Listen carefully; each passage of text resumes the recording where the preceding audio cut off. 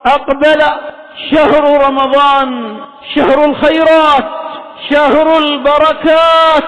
أقبل شهر رمضان، شهر العتق من النيران. شهر رمضان الذي أنزل فيه القرآن هدى للناس وبينات من الهدى والفرقان. إن الحمد لله نحمده ونستعينه ونستغفره ونعوذ بالله من شرور أنفسنا ومن سيئات أعمالنا. من يهده الله فلا مضل له ومن يضلل فلا هادي له، وأشهد أن لا إله إلا الله وحده لا شريك له، وأشهد أن محمدا عبده ورسوله صلى الله عليه وعلى آله وسلم، وعلى أبويه الرسولين النبيين الكريمين إبراهيم وإسماعيل، وعلى كل النبيين والمرسلين وآل كل، وسلم تسليما كثيرا. أما بعد، فإن أصدق الحديث كتاب الله، وأحسن الهدي هدي محمد صلى الله عليه وعلى آله وسلم، وشر الأمور محدثاتها، وكل محدثة بدعة، وكل بدعة ضلالة، وكل ضلالة في النار. أما بعد، السلام عليكم ورحمة الله وبركاته. إن شاء الله عز وجل إليني الدرس 11. إذن لك كلا التي نترى شهر رمضان آداب وأحكام في الشيخ إمام ابن علي الأثري حفظه الله تعالى. إليتي أفاف شلعي باي هنا تعريف الصيام. تعريف الصيام، إتما الصيام definition الصيام. تعرف إنتي أفي برينا إليه تي أدى تي شلعي سواجو nípa definition الصيام. So ìyẹn kí a tó bẹ̀rẹ̀ sinimá ka tírà yìí tí a ti síwájú náà ní ilé. So inshallah ta'ala ka àwọn kan tí a fàtún mú wá ibnillahi azza wa jal láti tún jẹ́ kó máa jẹ́ àlékún àǹfààní. àǹfààní الصيام لغة. الصيام في لغة العرب هو مطلق الإمساك عن الشيء. إن توقعني الصيام nínú èdè Lárúbáwá òun ni kéèyàn kan kararó kúrò níbi nǹkan, kéèyàn kararó kéèyàn má ṣe nǹkan níbi gbogbo anything, gbogbo everything, anything tí a bá ti kararó téèyàn ṣe, ìyẹn ṣe siyam kúrò níbi nǹkan yẹn náà nìyẹn. Qala Allahu ta'ala li Maryam alayha salam. Allahu ta'ala rẹ̀ gá sọ fún ìyàwó Maryam alayha salam nínú suratu Maryam aya 27 wípé fa imma tarayinna min al-bashari ahada فقولي إني نذرت للرحمن صوما إني نذرت للرحمن صوما فإما ترين من البشر أحدا فقولي إني نذرت للرحمن صوما. الله سبحانه وتعالى تباري يعني ككنا ويدا ناوي يلوني فقولي يا ما صفوك يا ما sọ fún anybody tó bá rí pé inni nadhartu lirrahmani sawma, èmi lónìí mo ti jẹ́jẹ́ fún olúwa mi Allahu subhanahu wa ta'ala, ọba oníkẹ́, ọba tí ó ní ìkẹ́ tó pọ̀. Mo ti jẹ́jẹ́ fún pé lónìí o mi ò ní ṣe kí ni, mi ò ní sọ̀rọ̀, mo ń gbààwẹ̀, ẹni pé mo ń káraró kúrò níbi ọ̀rọ̀ sísọ. àfààní ay samta, ìtumọ̀ sawman níbi òun náà ni samta, sọ pé máa kararó. kama ruwiya an ibn Abbas radiyallahu anhuma wa ghayrihi, gẹ́gẹ́ bí wọ́n ṣe gbà á látọ̀dọ̀ ibn Abbas àtàwọn tó yàtọ̀ sí wípé sawman níbi ìtumọ̀ rẹ̀ ni samta. tẹ̀lé yìí náà ni tí a ti mú wá síwájú náà. àfààní wa taqulu al-arabu, àwọn Lárúbáwá wọn máa sọ wípé sama al-farasu صام الفرس ẹṣin ó ṣe kí ni ó gbààwẹ̀. nígbà wo ni wọ́n máa sọ eléyìí? idha amsaka ani ta'am, tí ó bá jẹun, aw aw amsaka ani sahil, so tàbí kò tiẹ̀ wá kígbe, tí ẹṣin tí ò bá kígbe, tí kò bá fọhùn, tí wọ́n sọ pé irú ẹṣin yóò yasumu tàbí sama al-farasu, so ẹṣin náà ń gbààwẹ̀ ń pé ó mára ró kúrò níbi àwọn nǹkan yìí, ó kára ró kúrò níbi oúnjẹ jíjẹ, ó kára ró kúrò níbi mímá kígbe. lẹ́yìn afáàní qala abu ubaida ma'mar ibn al-muthanna fi kitabihi majazul qur'an, so eléyìí náà mú wá àti mú wá tẹ́lẹ̀ náà ní ìdánilẹ́kọ̀ọ́ alákọ̀ọ́kọ́. ọ̀rọ̀ abu ubaida ma'mar ibn al-muthanna rahimahullahu ta'ala tó ní yuqalu likulli mumsikin an shay'in min ta'amin aw kalamin aw a'radi an-nasi wa 'aybihim fahuwa sa'imun. wọ́n ní wọ́n máa sọ nípa gbogbo ẹni tó bá ti mára ró kúrò níbi nǹkan, tó kára ró kúrò níbi nǹkan tí ó ṣe gẹ́gẹ́ bí oúnjẹ jíjẹ, gẹ́gẹ́ bí ọ̀rọ̀, gẹ́gẹ́ bí mímá ti ẹnu bọ personality àwọn èèyàn, mímá bà personality àwọn èèyàn jẹ́, mímá fi àlébù kàn wọ́n. gbogbo ẹni tó bá ti kára ró kúrò níbi nǹkan yìí tí ó ṣe, irú ẹni bẹ́ẹ̀ fahuwa sa'imun. àwọn Lárúbáwá wọn sọ pé sa'im iná ni irú ẹni bẹ́ẹ̀, aláwẹ̀, mumsik iná ni irú ẹni bẹ́ẹ̀, ẹni tó kára ró kúrò níbi àwọn nǹkan yìí náà ni irú ẹni bẹ́ẹ̀. afáàní هذا هو معنى الصيام في لغة العرب. eléyìí ni ìtumọ̀ الصيام nínú èdè Lárúbáwá. so kádẹ́ máa gbàgbé ọ̀rọ̀ النابغة الذبياني, ìyẹn baytu orin rẹ̀ tí a mú wá ní ìdánilẹ́kọ̀ọ́ aláwọ̀kọ́, yóò sọ pé khaylun siyamun wa khaylun ghayru sa'imatin tahta al-ajaji wa ukhra ta'luku al-lujuma wa ukhra ta'luku al-lujuma. khaylun siyamun wa khaylun ghayru sa'imatin tahta al-ajaji wa ukhra ta'luku al-lujuma. ẹṣin, nǹkan ọ̀gùn, eléyìí tẹ́ pé siyam àwọn tí wọ́n gbààwẹ̀, ẹni pé mumsika, wọ́n káraró, wọ́n rìn, wọ́n sáré. wa ghayri sa'imatin, àti àwọn eléyìí tẹ́ pé àwọn tí àwọn ò ṣe kíni, àwọn káraró, àwọn ń rìn, àwọn ń sáré lọ́n tí wọ́n. afáàní wa amma ma'nahu fi shar'i, ẹ̀wà rí ìtumọ̀ as-siyam nínú sharia, fahuwa òun ni imsakun, kíkáraró kan, an ashya'a makhsusatin, kúrò níbi àwọn nǹkan kan pàtó, biniyya, pẹ̀lú àníyàn, fi zamanin mu'ayyan, ní àsìkò kan pàtó, min shakhsin mu'ayyan, látọ̀dọ̀ ẹnìkan pàtó, látọ̀dọ̀ èèyàn kan pàtó. lárí pé eléyìí ó jọ tàrífù al-imam النووي رحمه الله تعالى تاتي مواتلا انه ترى المجموع يوصي امساك مخصوص عن شيء مخصوص في زمن مخصوص من شخص مخصوص. وني آوي هنا نكي كرارو كان تاما عن شيء مخصوص، كورو نبي إن كاكا باتو تاما في زمن مخصوص، ní àsìkò kan tá a mọ̀, ní àsìkò kan tí a dámọ̀, àsìkò tó pé wọ́n ṣàdáyanrí rẹ̀. min shakhsin makhsus, eléyìí tí ó ṣẹlẹ̀ látọ̀dọ̀ ẹnìkan pàtó, tí ó ṣẹlẹ̀ látọ̀dọ̀ èèyàn kan pàtó. afáàní fa fi hadha at-ta'rifi arba'atu ashya', ó ń bẹ nínú definition yìí nǹkan mẹ́rin. alákọ̀ọ́kọ́ ń bẹ ni pé annahu imsakun an ashya'a makhsusa, wípé ààwẹ̀ níyì kíkáraró ni kúrò níbi àwọn nǹkan kan pàtó. wàhíyà, àwọn nǹkan yìí náà ni al-aklu, jíjẹun, wa-shurbu, mímumi, wal-jima' ní àjọṣepọ̀, wa ma fi ma'nahu, àtàwọn nǹkan tí ó nítumọ̀ kan náà pẹ̀lú àjọṣepọ̀.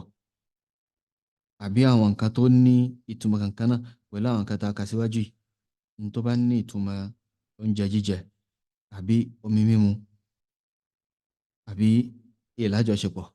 àfáàní kal-ibari al-mughadhiya, kal-ibari al-mughadhiya, gẹ́gẹ́ bí àwọn abẹ́rẹ́ eléyìí tí máa fún yàn ní okun. abẹ́rẹ́ tẹ́ pé yóò dàbí pé èèyàn jẹun ni, tí wọ́n bá gbà tán ara èèyàn máa lé sí, yóò dàbí gẹ́gẹ́ bí pé èèyàn jẹun. So irú àwọn kan báyìí náà nǹkan tó máa ń ba àwẹ̀ jẹ́ yín náà ni. So nǹkan aláwọ̀kọ́ yín náà imsakun an ashiya'a makhsusa, kíkáraró kúrò ń bi àwọn nǹkan kan pàtó. lẹ́yìn náà ni pé nǹkan ẹlẹ́ẹ̀kejì tó wà nínú tàrífù yìí ni pé an yakuna al-imsaku bi niyyah, ó jẹ́ pé imsaku yẹn yóò jẹ́ pẹ̀lú àníyàn ni, kì í ṣe pé yóò kàn káraró lásán ìyẹn wá sọ pé yẹn ti ń gbààwẹ̀ rárá, ìyẹn máa káraró pẹ̀lú àníyàn. li anna as-sawma ibada, torí pé àwẹ̀ ní ìjọsìn náà ni. wal ibadatu la tasihhu illa bi niyyah, àwọn ìjọsìn sí ní ìwọ̀n lè lálàáfíà àyàfi pẹ̀lú àníyàn. ìjọsìn ò lè lálàáfíà àfi kí pẹ́ tí ó ń ṣe ìjọsìn yẹn ó ní àdìsọ́kàn, ó ní àníyàn pé ìjọsìn náà lòun ṣe, iṣẹ́ tó kàn káraró tí òórùn jẹjẹ lásán. afáàní qala ta'ala, Allahu ta'ala rẹ̀ gá sọ pé wa ma umiru illa liya'budu Allaha mukhlisina lahu ddin, wọn pa wọn láṣẹ kankan tó tayọ pé kí wọ́n máa jọ́sìn fún Allah subhanahu wa ta'ala lẹ́ni tí ó máa ṣe àfọ̀mọ́ ìjọsìn fún. wa qala sallallahu alayhi wa sallam, bákan náà nabi sallallahu alayhi wa sallam sọ pé innamal a'malu binniyat, dájúdájú gbogbo iṣẹ́ ní pẹ̀lú àníyàn iná ni. wa innama likulli imri'in ma nawa, yóò sì máa bẹ fún gbogbo ọmọ ènìyàn, yóò máa bẹ fún gbogbo ọmọ ènìyàn ní tí ó bá ní láníyàn iná ni yóò máa jẹ téèyàn, tí a bá ń láníyàn iná ni èèyàn ó rí. lẹ́yìn àfáà ni wa bina'an ala dhalik, so lórí eléyìí wọ́n mú ẹ̀rí wá lórí pé àníyàn nìyí lórí ìjọsìn nǹkan kan tẹ́ pé à ń bùkátà ni, nǹkan kan tá ń bùkátà ni. so ọ̀ràn yẹn ni kí a ṣe ìjọsìn wa pẹ̀lú àníyàn. tó bá ń ṣe ìjọsìn tí ò ní àníyàn, rẹ̀ níbẹ̀ kò ṣe ìjọsìn rárá, kò ṣe ìjọsìn rárá. àníyàn ni tí a fi máa ń ṣe òpinya láàrin al-ibadatu wal-'ada, náà ni tí a fi máa ń ṣe òpinya láàrin ìjọsìn àti alada culture iná ni. afáwa ni wa bina'an ala dhalik, tó lórí ilé ìtawà sọ yìí o, law anna insanan lam yatanawal at-ta'ama wash-sharaba wa ghayra dhalika min al-mufattirat, tó tí a bá rí nǹkan tẹ́ pé kò jẹun kò mọ́mí àti àwọn nǹkan tó jọ eléyìí náà àwọn àtàwọn tó yàtọ̀ sáwọn eléyìí náà àwọn tó máa ń ba àwẹ̀ jẹ́, kò ṣe nǹkan yìí min tulu'i al-fajri ila ghurubi shams, láti gbà tí alfajru as-sadiq, alfajari eléyìí tí ó jẹ́ alfajari ẹlẹ́ẹ̀kejì tí wọ́n fi máa ń pè run ẹlẹ́ẹ̀kejì káfí lọ kírun àsùbá. so lẹ́yìn bá káraró láti àsìkò yìí títí dìgbà tó rùn fi yọ yóò jẹ kankan, ṣùgbọ́n ó káraró limudawati maradin mu'ayyan, yá ń torí pé ó ní àìsàn kan lára ni, ó ní àìsàn kan wá ní pé kó má jẹ kankan, kó má jẹ kankan, kó má gbààwẹ̀. so irú àwọn kan báyìí náà wà pé wọ́n á ní pé kéèyàn gbààwẹ̀, so torí pé àwẹ̀ ní ìwòsàn náà ni. walam yanwi siyama, kò sì ní àdìsọ́kàn àbí kò ní àníyàn pé òun gbààwẹ̀, wọ́n kàn ní kó káraró kó má jẹ kankan, òun náà sì jẹ kankan. wọ́n ní irú èèyàn báyìí fa innahu la yu'ajjaru ala hadha al-imtina' fa innahu la yu'jar ala hadha al-imtina'i 'ani at-ta'ami wash-sharab, rẹ̀ nìyí wọn ní san lẹ́san lórí pé ó káraró kò jẹun kò mọ́mi, wọn ní san lẹ́san kan lórí ẹ̀. so eléyìí nìkan lẹ́ẹ̀kejì tàrí nínú tàrífù yìí, imsakun an ashiya'a makhsusa bi niyyah, ẹlẹ́ẹ̀kejì nìyẹn. ẹlẹ́ẹ̀kẹta wá ní fi zamanin mu'ayyan, afáàní an yakuna hadha al-imsaku fi zamanin makhsus, ó jẹ́ pé àsìkò kan pàtó iná ni ìkáraró yìí ṣẹlẹ̀, kì í ṣe pé ó gba àsìkò pátápátá. wa huwa min tulu'i al-fajri as-sadiq ila ghurubi ash-shams, òun náà sì ní ìgbà tí alfajari òdodo tó bá ti yọ, alfajari léyìí tí a fi máa ń ka inú ró lẹ́yìn òfin ní ilé jẹun mọ́, tí wọ́n pe as-salatu khayru minan nawm. So láti ìgbà tí alfajari bá ti yọ ila ghurubi shams títí tí oòrùn fi wọ̀. قال الله تعالى الله تعالى رجاني وكلوا واشربوا حتى يتبين لكم الخيط الأبيض من الخيط الأسود من الفجر. الله سبحانه وتعالى اما جمامو تتي الخيط الأبيض tí ẹ fi ṣe yàtọ̀ láàrin okùn dúdú yàtọ̀ sí okùn funfun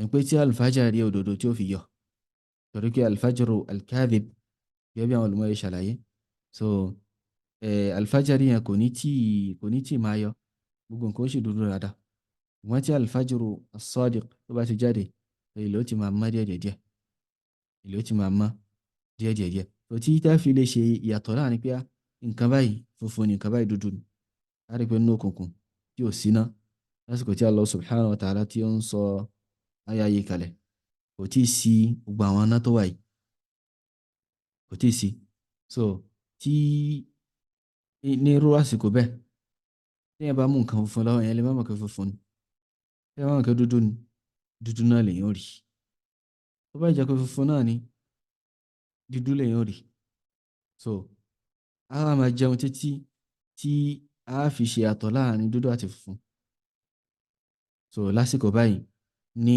àsìkò tiwa gbogbo ẹ̀ ó ti ní time tí àwọn èèyàn ti program pàápàá jùlọ ní àwọn lásìkò tí pé kò sí iná àbí lásìkò tí pé iná ti wà iná wà kò sí pé bóyá èèyàn ń dààmú èèyàn fẹ́ ẹni tó bá lọ síta gan tó sọ pé òun fẹ́ lọ wá alfajr as-sadiq tí ó ti yọ àbí kò tí ì yọ ó lè má rí nǹkan kan látara pé tó bá wọ̀ kan iná ni ó máa rí iná ni ó máa rí so eléyìí yóò le gan láti lè máa ṣe ìyàtọ̀ àbí láti lè máa mọ̀ wípé ṣé alfajari òdodo ṣó ti yọ àbí kò tí ì yọ.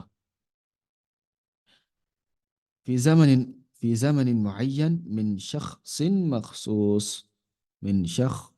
مخصوص تلين قيد إليه last إنه تعريفنا إنه definition الصيام ونقول أن يكون هذا الإمساك عن الطعام والشراب وغير ذلك من المفطرات من شخص مخصوص وجايك يكرارو كرم بيون جا كرم بين كميمو kúrò níbi àwọn nǹkan tó yàtọ̀ sáwọn eléyìí náà nínú àwọn nǹkan tí ó máa ń ba àwẹ̀ jẹ́ yìí ó jẹ́ pé yóò ṣẹlẹ̀ látọ̀dọ̀ ẹnìkan pàtó ẹnìkan yìí òun afáàní wọ̀húwà ẹni yìí òun náà ni almuslimu mùsùlùmí albaligu tó ti bàlágà alaaqilu tó ní làákàyè tó ní tamyiz tó lè ṣe yàtọ̀ láàrin nǹkan méjì alqadiru tó wà lágbára almuqim tó jẹ́ ara alẹ́ tí ṣe onírìn àjò so àwọn kan márùn-ún náà lè afáàní wa tazidu almar'atu shartan sadisan so obìnrin ní òun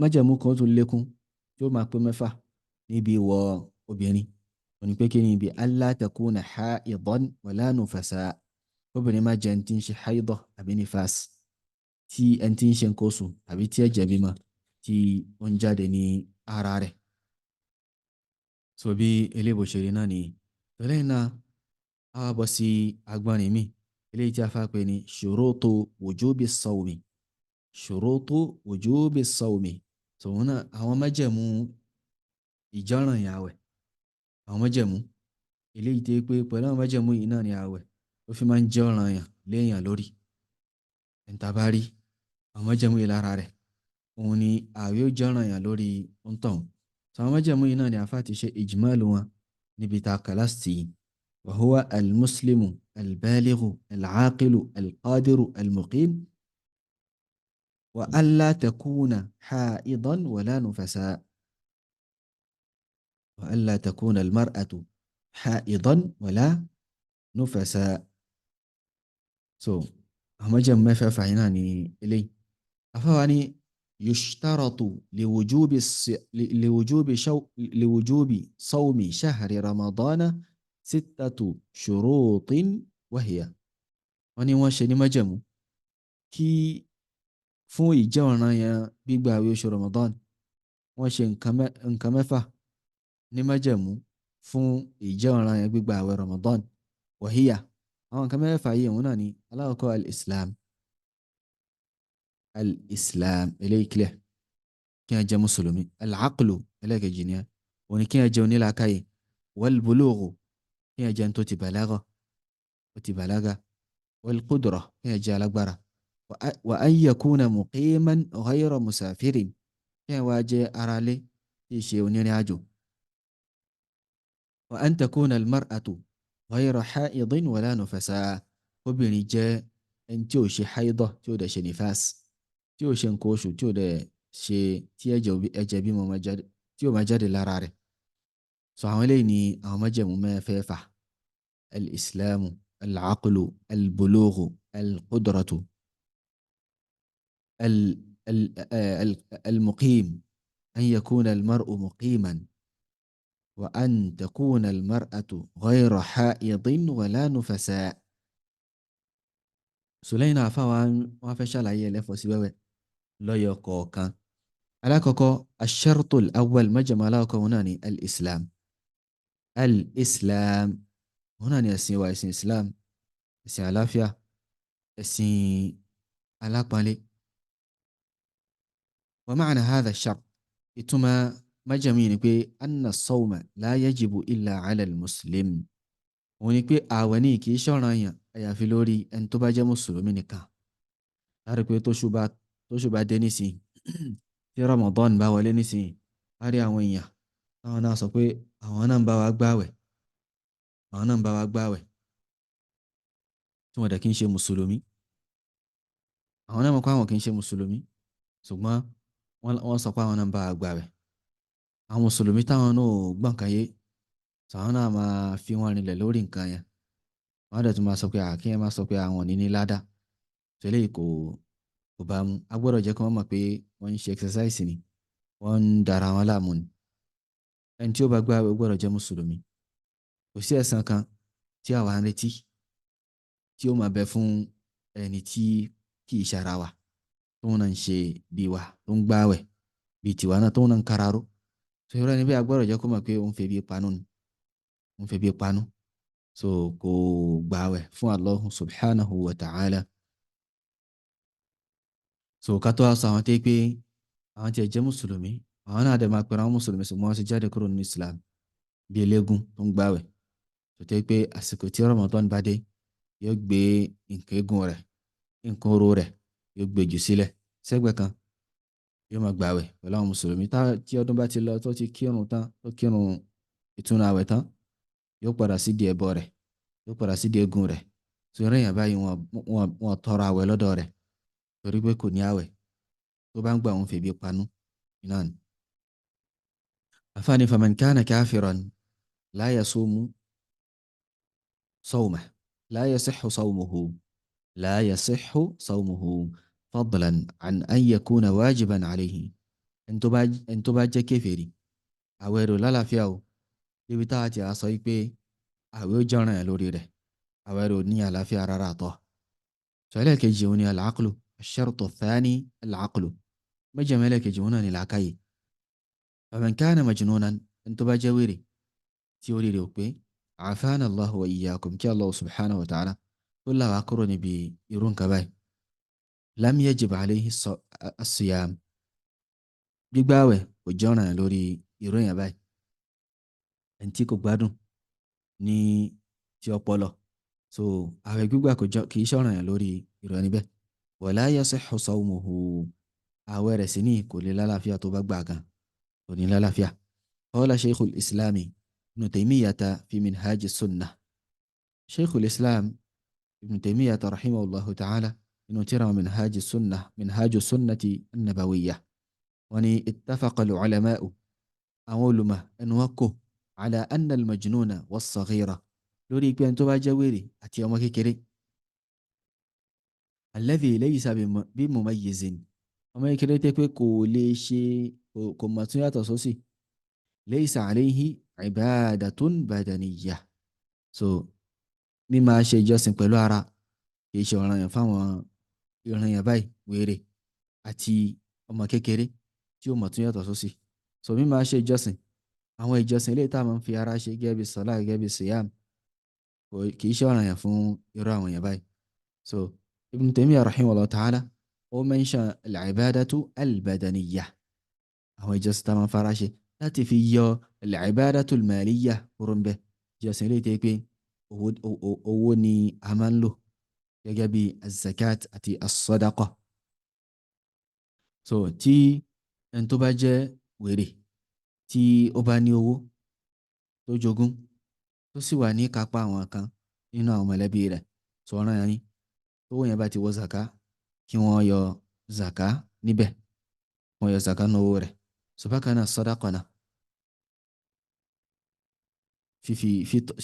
títọrẹ nínú owó ọmọ kékeré àbẹ̀yìn tí kò tiẹ̀ ní làákàyè gẹ́gẹ́ bí wèrè, so nǹkan yìí nǹkan tí ó tọ́ yín náà ni. àfáàní laysa alayhi ibadatun badaniyah, laysa alayhi ibadatun badaniyatun kas-salati was-siyam. So ìjọsìn eléyìí tá a máa ń fara ṣe gẹ́gẹ́ bí as-salat àti ààwẹ̀ gbígbà kì í ṣe ọ̀ranyàn lórí irú àwọn èèyàn báyìí, al-majnun was-saghir, ọmọ kékeré àti aláǹgànà tó jẹ́ wèrè. kí Allahu subhanahu wa ta'ala kó là wá kúrò níbi irú nǹkan báyìí. الشرط الثالث májẹ̀mú ẹlẹ́kẹta òun ni albulugh bíbàlágà. afáàní ويحصل البلوغ بواحد من أمور أربعة. bíbàlágà ni a máa ṣẹlẹ̀ pẹ̀lú nǹkan mẹ́rin, pẹ̀lú nǹkan nínú nǹkan mẹ́rin. a máa ṣẹlẹ̀ pẹ̀lú nǹkan ọ̀kan nínú nǹkan mẹ́rin. alákọ̀ọ́kọ́ afáàní ثلاثة منها يشترك فيها الذكر والأنثى. mẹ́ta nínú rẹ̀ ọkùnrin àtobìnrin wọ́n jọ dọ́gba ń bẹ̀. mẹ́ta nínú rẹ̀ so a rí lára ọkùnrin a rí lára obìnrin. wàhíyà mẹ́tẹ̀ẹ̀ta yìí ni inzalul mani yaqdatan aw manama, kí almaniyu sperm kó jáde lára èèyàn, yálà èèyàn wà ní ojú ayé ni àbí èèyàn tiẹ̀ sùn ni, so téèyàn ní wet dream. so eléyìí inú àmì eléyìí tí èèyàn fi máa ma pé èèyàn ti bàlágà iná ni.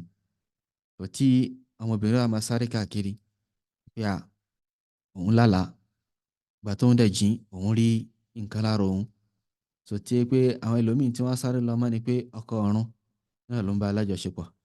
so eléyìí kò rí bẹ́ẹ̀.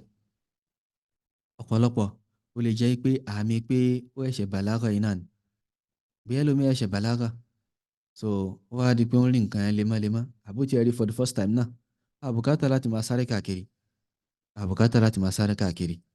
so kákan lọ́mọ kí eléyìí àmì ni lórí pé ọmọbìnrin kọ́ ó ti bàlágà, ó ti di obìnrin, ó ti di obìnrin. ẹlẹ́ẹ̀kejì ni bulughu 15 sana, bulughu 15 sana, kéèyàn tó ọmọ ọdún 15, kéèyàn bá ti wọ 15 years. so wọ́n túmọ̀ sí pé kíni nínú àwọn àmì albulugh iná nìyẹn. ẹlẹ́ẹ̀kẹta wọn ni imbatu sha'ri al-'ana, kí irun fẹ́lẹ́fẹ́lẹ́, irun tó soft, kí ó hù ní ojú ara èèyàn, ó hù ní ojú ara èèyàn. so eléyìí nínú àmì albulugh iná ni. afáwa ni wa yazdadu fi haqqi al-untha amrun rabi'un. so àwa tún máa alámàrí kan ní ó tún wá máa lékún níbi lọ́dọ̀ obìnrin. òun náà ni pé kí ni fani wa huwa nuzulu damil hayd, nuzulu damil hayd, tí ẹ̀jẹ̀ haydọ̀ tó bá ti ń jáde lára rẹ̀, ẹni ọdún tí ó bá wà tí ẹ̀jẹ̀ bá ti jáde lára rẹ̀, kódà kí irun má ti hù ní ojú ara rẹ̀, lókùngbà tí ẹ̀jẹ̀ haidọ̀ tó bá ti ń jáde, wọ́n túmọ̀ sí pé kíni, wọ́n túmọ̀ sí pé ọmọbìnrin náà ó ti bàlágà. so ìjọsìn yìí ó ti jẹ́ ọ̀ranyàn lé lórí, ààwẹ̀ gbígbà ó ti jẹ́ ọ̀ranyàn lé lórí. ọ̀pọ̀lọpọ̀ àwọn èèyàn wọ́n fi ààwẹ̀ lẹ̀ fún ọ̀pọ̀lọpọ̀ gbà látara kí wọ́n mọ nǹkan yìí, sọ̀n tí wọ́n kàn mọ́ náà ni pé àtẹ̀yìn bá ti pé 15 years tí wọ́n bá ti pé kinní kan years so eléyìí kò rí bẹ́ẹ̀ gbogbo àwọn nǹkan yìí iná ni èèyàn gbọ́dọ̀ mọ̀. lẹ́yìn náà àfáwa ní wash-shartu ar-rabi'u al-qudrah májẹ̀mú ẹlẹ́kẹrin òun ni al-qudrah agbára. faman kana ajizan ntí ó bá kágara tí ò bá ní agbára likibarin látara pé ó ti dàgbà aw maradin tàbí nítorí pé ó ń ṣàárẹ̀ so gẹ́gẹ́ bí al-marid al-muzmin alladhi la yurja burruh yẹ́ máa olùmọ̀ yìí sọ aláàrẹ̀ tẹ́ pé ó ti dàgbà gan àbí ó ń ṣàárẹ̀ gan tẹ́ pé àárẹ̀ náà àrùn kan pé irú ẹni tó bá ń ṣàárẹ̀ bẹ́ẹ̀ ó lè ṣe kí ni ó lè là nínú àárẹ̀ bẹ́ẹ̀ so pé àárẹ̀ yìí lọ́pọ̀lọpọ̀ gbà òun ni ó máa ń sábà ń ṣe sábàbí tí wọ́n fi kú ni so irú aláàrẹ̀ báyìí so iná ni wọ́n ń sọ níbi pé ààwẹ̀ kò jẹ́ ọ̀ranyàn lórí rẹ̀ so irú ẹni bẹ́ẹ̀ ńkọ́ o yóò ṣe kí ni yóò ṣe al-it'am yóò fún àwọn èèyàn lóúnjẹ gẹ́gẹ́ bí yóò ṣe padà wá insha Allah ta'ala ní fala yajibu alayhi as-siyam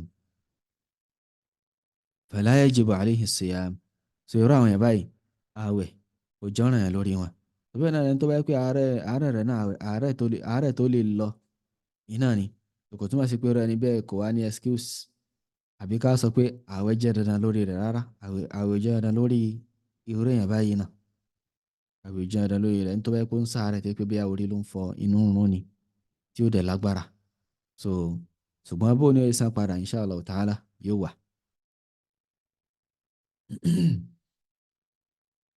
afáwani waqad dalla ala ishtirati al-qudrati alayhi ala as-siyam qawluhu ta'ala so wọ́n ní tó ó ti wá ọ̀rọ̀ Allah subhanahu wa ta'ala tó ń tọ́ka sí pé májẹ̀mú ni pé èèyàn gbọ́dọ̀ lágbára kí wọ́n tó gbààwẹ̀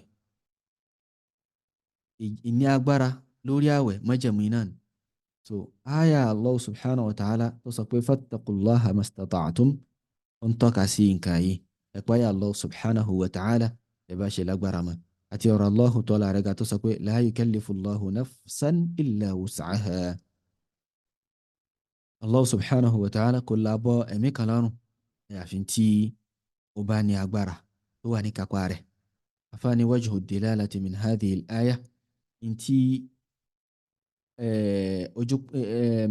ibi tí ẹ̀rí wà nínú àyà yìí min hadhihi al-ayat nínú àwọn àyàtì yìí ibi tẹ́rí wọn bẹ̀ ni pé annahu la wajiba ma'a al-ajz la wajiba ma'a al-ajz so nǹkan ò ní jọ́ràn yẹn léyàn lórí tó dẹ̀ yẹ pé yóò lágbára lórí rẹ̀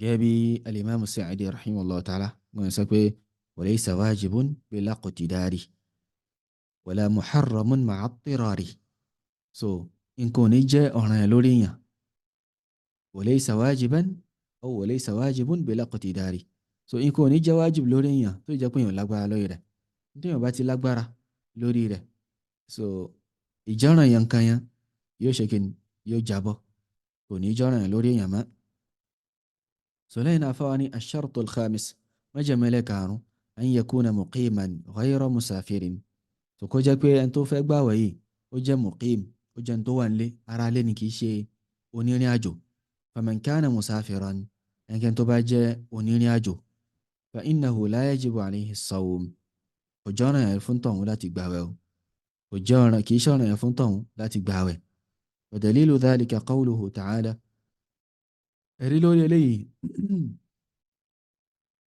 وني أرى الله تعالى على تسقي ومن كان مريضا أو على سفر فعدة من أيام أخر إن كنت باجي على أو على سفر أبي أجا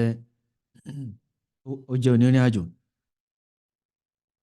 فعدة من أيام أخر ó yá san padà ní àwọn ọjọ́ mi ó san àwẹ̀ rẹ̀ padà ní ọjọ́ mi àwọn olùmọ̀ ní taqdiru tó aláàrin ní pé kí ni wa man kana maridan aw ala safarin wa lam yasum fa iddatun min ayyamin ukhar nǹkan tó bá jẹ́ aláàrẹ̀ àbí ó jẹ́ onírìn àjò tí ò wá gbààwẹ̀ ó ṣe kí ni kó san àwẹ̀ náà padà ní àwọn ọjọ́ míì.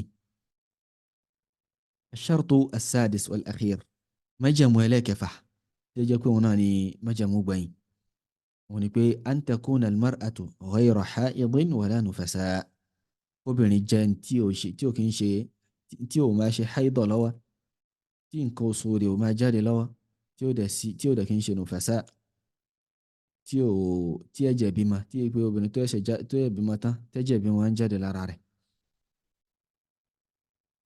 so afáàní فالحائض أو النفساء لا يجب عليها الصيام ولا يصح منهما. ẹni tó bá jẹ́ oníǹkan oṣù àtẹlẹ́jẹ̀ bímọ gbígbààwẹ̀ kì í ṣọ̀ranyàn lórí irú èèyàn bẹ́ẹ̀. bákan náà gbígbààwẹ̀ wọn kò ní lálàáfíà tí wọ́n bá fi lè gbààwẹ̀ àwẹ̀ wọn yẹn kò lálàáfíà rárá. ففي الصحيحين عن معاذة أنها قالت فإنه صحيح البخاري àti صحيح مسلم láti ọ̀dọ̀ معاذة رحمها الله nípa sọ pé سألت عائشة رضي الله عنها فقلت mo bi ìyá wa Aisha ìyọ́nú Allah kó máa bá wọn wọ́n sọ pé ما بال الحائض تقضي الصوم ولا تقضي الصلاة. kí ló dé tó pé alhaid ẹni tó bá jẹ́ oníǹkan oṣù yóò máa san ààwẹ̀ padà kò ní san sọ̀láàtù padà kí ló dé kí nìkan tó fà. فقالت ìyá wa Aisha wa sọ pé aharuriyatun anti ṣé haruriya ni ẹni ṣé kharijiyya ni ẹni ṣé náà àwọn khawarij ló wà ní. so àwọn khawarij àwọn ni wọ́n jẹ́ haruriya látara pé wọ́n lọ fi ibì kan tí wọ́n ń pè ní harura wọ́n lọ fi ṣe bùgbé ní àsìkò yìí tòótọ́ rẹ̀ ni wọ́n ṣe ń fi wọ́n ti sí ààyè yìí haruriya. so a rí pé ìyá wa Aisha wọ́n gbóòórùn ìròríkèròrí lára arábìnrin yìí tó lẹ́sẹ̀kẹsẹ̀ ni wọ́n sáré àtàkì wọn bí pé ṣé ara wọn ní ẹni ṣé kharijiyya ni ṣé haruriyya ni ẹni. qultu Mu'adha sọ pé òun ní lastu haruriyyatan mi ò kí ń ṣe haruriyya o mi ò kí ń ṣe haruriyya walakinni as'al mú kàn béèrè lásán. qalat ẹwà Aisha wa sọ pé kana yusibuna dhalik kana yusibuna dhalik. so bó ṣe máa ń ṣe wá nìyẹn láyà nabi sallallahu alayhi wa sallam bá ṣe máa ń ṣe haidọ̀ nìyẹn láyà nabi sallallahu alayhi wa sallam lásìkò Ramadan fa nu'maru bi qada'i as-sawm wọn á pa á láṣẹ pé kí ni tàbá wà nù Ramadan ká san àwẹ̀ wa padà lásìkò tí a bá ń ṣe kí ni a bá ń ṣe haidọ̀ lọ́wọ́ ká má gbààwẹ̀ ṣùgbọ́n tí Ramadan bá ti lọ ká san padà wala nu'maru bi qada'i as-salah wọn sì kí ń pa á láṣẹ pé tàbá ti ń ṣe haidọ̀ ká máa tún ìrun kí àwọn ọjọ́ tá a ní kírun yẹn ká máa tún kí wọn kí ń pa á lára àbí wọn kí ń pa á láṣẹ rẹ̀ ṣe eléyìí nínú pé ṣẹ̀ríà ayé òfin Allah subhanahu wa ta'ala òfin tó rọrùn iná ni kò la nǹkan tí agbára ò ká kò lábọ̀ wá lọ́rùn ẹ ká máa dúpẹ́ fún Allah jalla wa ala lórí ìdẹ̀ra yìí. afọwọ́ ni wa min al-jahli nínú àìmọ̀kan ní nǹkan yìí wà tí wọ́n fẹ́ sọ yìí kí ni nǹkan náà ni pé anna ba'da an-nisa'i tasumu zaman al-hayd òun nípa apá kan náà àwọn obìnrin a máa gbààwẹ̀ lásìkò hayd lásìkò tó ń ṣe nǹkan oṣù lọ́wọ́ yóò máa gbààwẹ̀ ẹlòmí ò ní èmi ò kí ń ṣọ̀lẹ̀ mi ò gbààwẹ̀ ń tèmi o eléyìí kò túmọ̀ sí pé bóyá èèyàn jọlẹ̀ kì í ṣe ọ̀rọ̀ pé mo jọlẹ̀ mi ò jọlẹ̀ náà eléyìí òfin Allahu jalla wa ala náà ni eléyìí má gbààwẹ̀ lásìkò haidọ̀ tí haidọ̀ rẹ bá ti dé àwẹ̀ rẹ̀ tí kódà kó má gbààwẹ̀ lọ kí ó kù ìṣẹ́jú mẹ́wàá tí maghrib ó fi tó tí haidọ̀ bá dé khalas ó ti tán nìyẹn ó ti tán Allah subhanahu wa ta'ala bí tí ó kádàrá pé ó rí gbàdé náà nìyẹn lọ́jọ́ nǹkan. so èèyàn gbọ́dọ̀ ní àníyàn pé màá ní imsak mi ní jẹyàn kan kí ẹ bá lè dàbí ẹni tó ń gbààwẹ̀ rárá ìyẹn gbọ́dọ̀ ní àdìsọ́kàn pé àwẹ̀ yẹn ti já ó ti parí lọ́jọ́ yẹn àwẹ̀ yẹn ti já ó ti parí ó wá jẹ nǹkan ó jẹ nǹkan o ìwọ ló mà ṣùgbọ́n ìyẹn gbọ́dọ̀ wá ní àdìsọ́kàn pé ìyẹn ó wà ní wíwá ẹni tó ń gbààwẹ̀ pé màá màá gbájá mi ò gbọ́dọ̀ ṣe bẹ́ẹ̀. So wọ́n ní nínú àìmọ̀ kan òun náà ni pé apá kan náà obìnrin a máa gbààwẹ̀ lásìkò tó bá ń ṣe nǹkan oṣù lọ́wọ́ wa hadha haramun alayha. So haram sí lélẹ́yìí fún obìnrin tó bá ń ṣe bẹ́ẹ̀ wa takunu athimatan bidhalik. Obìnrin ó sì máa jẹ́ ẹlẹ́ṣẹ̀ pẹ̀lú ṣíṣe bẹ́ẹ̀. Obìnrin ó máa jẹ́ ẹlẹ́ṣẹ̀ pẹ̀lú ṣíṣe nǹkan yìí. wa yajibu alayha at-tawbatu wal-iqla'u an hadha al-amal. Ó sì jẹ́ ọ̀ranyàn lórí obìnrin kí ó túbá lọ sọ́dọ̀ Allah subhanahu wa ta'ala, ó sì bọ́pá bọ́sẹ̀ kúrò níbi ìṣesí yìí yányán, ó bọ́pá bọ́sẹ̀ kúrò níbi ìṣesí. Fẹ́lẹ́ ní ìparí báàbù yìí. Wallahu ta'ala a'la wa a'lam. Subhanaka Allahumma wa bihamdik. Ashhadu an la ilaha illa ant. Astaghfiruka wa atubu ilayk. Wassalamu alaykum wa rahmatullahi wa barakatuh.